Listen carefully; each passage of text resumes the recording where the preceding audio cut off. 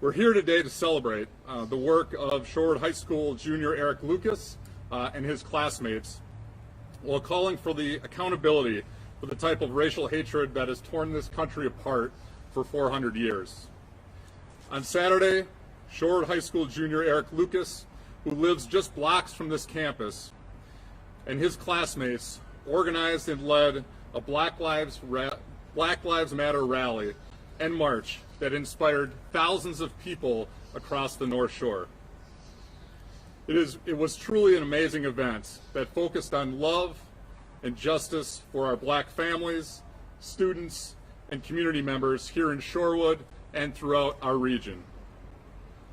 Unfortunately, the event also exposed the horrific, overt racism that still exists in our community, as students were confronted by Stephanie Rapkin, a 64-year-old white lawyer who also resides in Shorewood. During the confrontation, Stephanie yelled at and spit on Eric for his participation in a peaceful Black Lives Matter march. I am proud of the way that Eric and the other organizers maintained their commitment to peace despite this appalling display of racial hatred. This morning, we call on the Milwaukee County District's Attorney's Office to include a hate crime enhancer for the upcoming charges against Ms. Rapkin.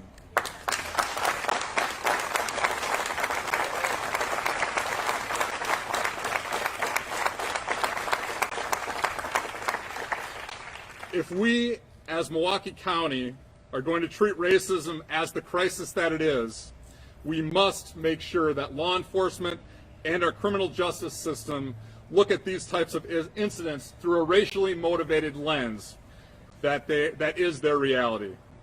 This was not only a disorderly behavior, this was a racial hatred aimed at disrupting a peaceful demonstration, and it cannot be tolerated.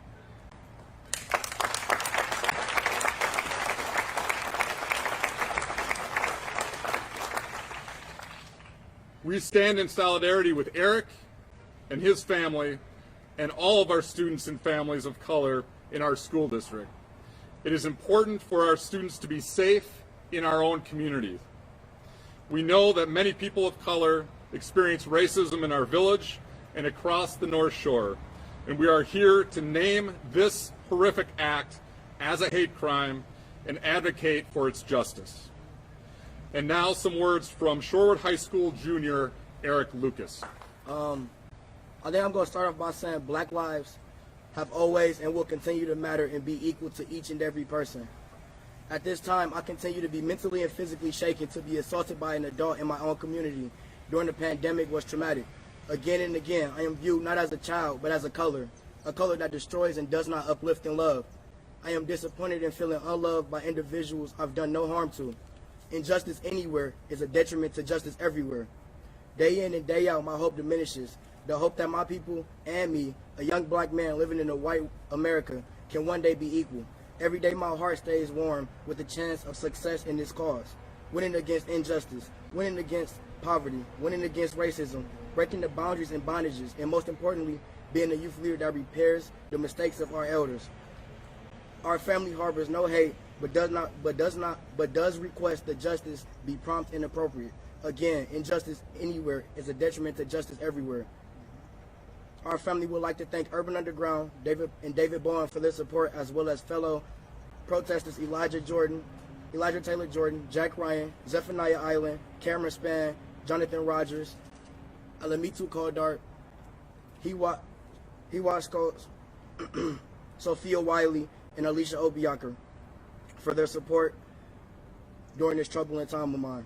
They helped me stay calm, and I would not have had the strength to keep moving forward without them. At the end, I am a young black man with hopes to be loved by a world and country that wronged him before he was born. We thank our community for the outpouring support and love. Peace and prosperity. Thank you. Good morning. I'm Paru Shah, the Shorewood School Board President. And I want to start by saying on behalf of the board, thank you again to the students who organized the peaceful march on Saturday. We continue to be inspired by you, and thank you for leading our village. The racist attack against one of our students was horrific, and I want to thank Eric for his bravery in being here today to address all of us. We know from listening to our students over the last 5 years that what happened to Eric is not an isolated incident in our community. They have told us that they feel fearful, unwelcome, and unwanted in Shorewood. Last year, we spent 3 months developing a strategic plan to address this inequity in our schools, and with students and the community developed 3 recommendations. A social justice curriculum that promotes equity by addressing racism, sexism, and adultism and other forms of systemic oppression. Creation and implementation of anti-racist pedagogy across the district, addressing the culture of fear that has prevented classroom teachers, school administrators, and district leaders from addressing issues of inequity and justice in our schools. But words will not be enough. I applaud our community's response to Stephanie Rapkin, but know that there are many more less explicit racist aggressions in our community every day. We all need to continue to be vigilant in identifying and fighting against racist behaviors, practices, and policies when we see them.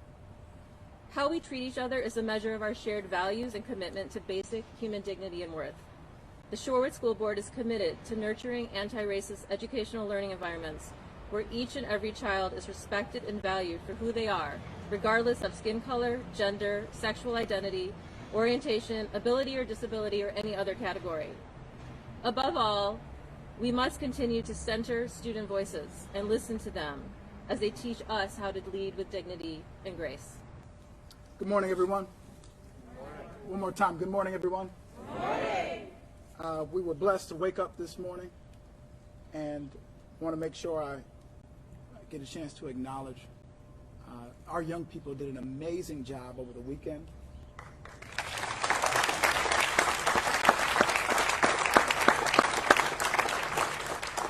The reason every camera should be here is because thousands of people came out to show that they were willing to show this multi-generational, multi-racial, multi-ethnic force that moved through the North Shore on Saturday. But this story also paints a different picture. And I don't want it to overshadow the amazing work that these young people did, the amazing work Eric did in leading that march. This was their crash course in opposition. This is not going to be easy, and if anybody wants the nice way forward, that is not how we are going to fix this situation. We are going to handle this going straight into the belly of the beast of the frustration and the anger that causes the same words from this woman, "You can't keep me safe." I'm saying that one more time. Before she engaged in that assault on this amazing young man, she said, "You can't keep me safe." This is a conversation that we need to have all over Wisconsin, all over southeastern Wisconsin, but especially right here in the North Shore, especially right here in Milwaukee County, especially right here in Milwaukee, one of the most segregated places to live in the country. Let me be very clear. Police departments provide gold standard service to white people. Police departments. When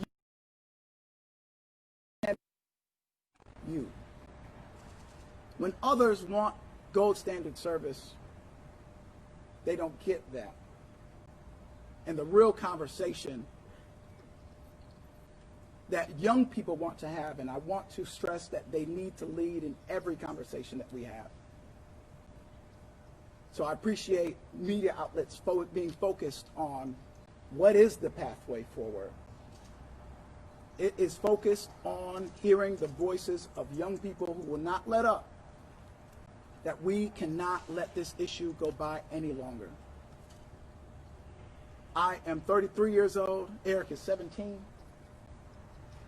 How many years will we pass by before we eradicate black people being killed by the police? That is the real question that is in front of us. I think it's a conversation that we need to continue to have, and the white fragility that we need to address that came across the mind of this person to take her car and block thousands of people in the march and then assault others in retaliation. Not only is it wrong, but it is very representative of the opposition that we face.